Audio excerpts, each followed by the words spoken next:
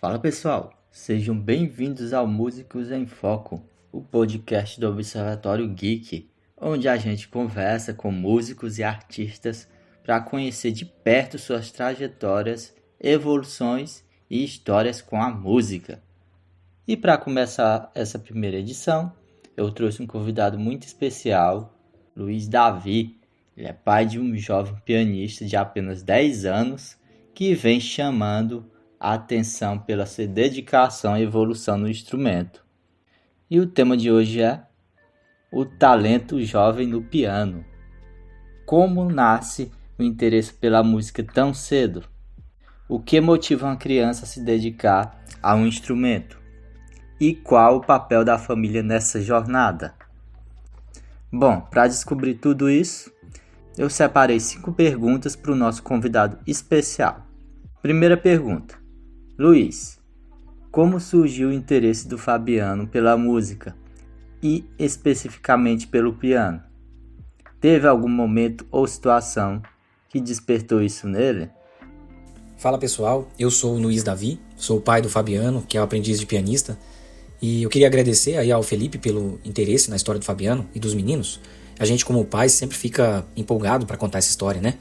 Então tudo começa muito antes do Fabiano nascer. Eu era músico profissional. Eu aprendi a tocar bateria com 8 anos de idade e toquei profissionalmente dos 15 até os 20 e poucos anos. Eu cresci numa família de músicos e os meus irmãos são músicos profissionais até hoje, né? Eu não segui a carreira depois disso, depois dos 20 e poucos, eu não segui na profissão, mas eu sempre tive a música na minha vida. Por eu ter tido essa criação no meio da música, eu sempre quis também que os meus filhos tivessem, né? Se um dia eu tivesse filhos, eu queria que eles fossem músicos também. Ou que pelo menos aprendessem a tocar instrumentos musicais. Quando o Fabiano nasceu, eu ainda tinha uma bateria em casa, só que é um instrumento muito grande, muito barulhento. Então eu falei, olha, eu vou querer que meu filho aprenda primeiro um instrumento de harmonia, que fosse teclado, né, ou violão. Quando ele fez uns 5 anos de idade, ele já tinha um irmão, que era o Augusto, e estava vindo já o Fernandinho. Quando ele chegou nessa idade, a gente trombou com um anúncio de uma professora dele, vendendo um tecladinho Cássio por R$100. Isso era no comecinho da pandemia. Então eu tenho até aqui um print desse anúncio até hoje. A gente foi lá, buscou o tecladinho. Era um teclado pequenininho, Cássio, parecia um brinquedo. Esse teclado ele já tinha mais de 20 anos. No comecinho foi só bagunça. O teclado era só para fazer barulho mesmo. Aí foi passando o tempo e eu percebi que para ele aprender a tocar, ele como era o mais velho, né?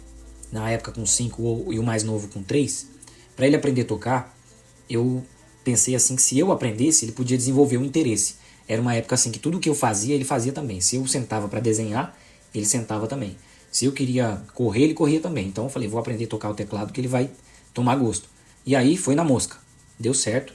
E ele começou a ter esse interesse de aprender os nomes das notas. Foi tudo muito devagar. As pessoas pensam que é rápido, mas não é. Demorou bastante. Foi dos 5 até os quase 7 anos, assim, só mesmo notinha por notinha, sabe? Quando ele já fez uns 7 anos, ele conseguiu tocar algumas músicas. Ele já tinha, nessa época, a gente já jogava um pouquinho de videogame nos emuladores e tal. E aí ele começou a tentar reproduzir as músicas que ele ouvia nos videogames. Ele começou a tentar reproduzir no teclado. E foi aí então que eu decidi que a gente poderia colocar ele numa aula, né, com um professor mesmo. Segunda pergunta. O Fabiano gosta bastante de tocar música de jogos. De onde veio esse interesse? Foi algo natural dele ou teve alguma influência? E isso ajudou na motivação dele para praticar piano? Então, sim, foi natural dele, né? Ele gostava de jogar e aí algumas musiquinhas fáceis ele conseguia reproduzir. Eu me lembro que uma das primeiras que ele dedilhou no teclado foi uma música do jogo Yoshi Story. É uma musiquinha da abertura muito bonitinha. E eu me lembro de um dia, cara, frio de manhã, eu acordar com ele tocando essa musiquinha aí, já dedilhando. Assim, eu fiquei impressionado, porque ele sempre teve um ouvido muito bom. Então isso aí foi, com certeza, as músicas de videogame deram esse empurrão para ele gostar realmente de aprender a tocar. Terceira pergunta. Hoje ele estuda em conservatório. Como funciona a rotina do Fabiano por lá? como são os estudos, a prática no dia a dia e o desenvolvimento dele nesse ambiente mais formal. Sim, hoje o Fabiano estuda no Conservatório Carlos Gomes. Ele estuda com a professora Beth Reze, que é uma professora muito conceituada. Ela formou muitos grandes pianistas e, olha só, ela nem dá aula para crianças, né? Hoje ela tem só o Fabiano como criança, porque quando a gente foi lá fazer um teste, ela viu o talento nele e disse que queria dar aula para ele. Então, assim, é mais uma das oportunidades que ele tem, né, de estudar com uma grande pianista. E lá é música erudita, música clássica. A gente também optou pela música clássica de início, porque eu acho que essa rigidez, né, essa disciplina da música clássica vai ajudar muito ele aos estudos, né? Realmente é muita disciplina, precisa treinar muito. E eu acho que mesmo que ele não siga por esse caminho de música clássica erudita, isso vai trazer muitos benefícios para ele depois, vai trazer uma boa base para quando ele quiser mudar para outros estilos, sabe? Então, assim, hoje em dia ele estuda muito Bach, estuda muito Haydn, que são clássicos assim que a professora traz muito por ter muita técnica. Ela trabalha muito a postura com ele, coisas que às vezes a gente acha que tá bom, mas ela tem um olhar mais clínico. Ela vê, olha, tá faltando isso aqui no seu dedilhado, enfim. Então ela é sempre muitas peças mais antigas mesmo que ela trabalha. E alguma coisa ela deixa que ele leve, né? Então, assim, ele sempre está estudando com ela uma dessas peças clássicas. E às vezes quando essa peça não é muito difícil, que ele está pegando, aí ela deixa que ele leve uma outra. Por exemplo, uma música de um jogo que ele está com dificuldade, ele leva para ela poder ajudar ele também. Então ele vai uma vez por semana para o conservatório ter aula com ela. E a prática diária dele é assim, sempre que ele tem tempo disponível, né, depois da escola e tal, ele está pegando no piano. Então ele sempre faz os exercícios obrigatórios que a professora dá, né, que são escalas, exercícios de dedilhado, a peça que ele está estudando. Aí sim, depois ele começa a praticar as músicas que ele gosta, música de videogame, por aí vai. Quarta pergunta. Como você enxerga o seu papel na evolução do Fabiano na música? E isso acabou influenciando também o interesse dos outros filhos pela música? Sobre o meu papel como pai na evolução musical dele, eu diria que é de incentivar. Esse também é o papel da mãe, né? A mãe também está sempre incentivando e tal. Como pai, por eu ter esse lado da família que foi no meio de música já, desde criança, eu consigo sentar com ele e orientar também algumas coisas que eu posso. Por exemplo, ele está estudando alguma peça que precisa de uma nuance diferente do que ele está fazendo, né? Eu consigo ainda ter, apesar de não tocar piano, eu consigo ajudar em alguma coisa. Então, assim, a gente incentiva, a gente também cobra, porque nem tudo é assim, faz aí, se você não fizer tá bom. Não, a gente não acredita que funcione assim. Ele estuda hoje numa das melhores escolas do país, com uma das melhores professoras do país, então não pode simplesmente ter uma lição para fazer e não fazer porque ele não quer, né? A gente leva mais ou menos como é o ensino formal dele, né? O ensino da escola. A gente também pensa que o ensino de música ele também é uma extensão disso. Isso é para a construção dele como pessoa.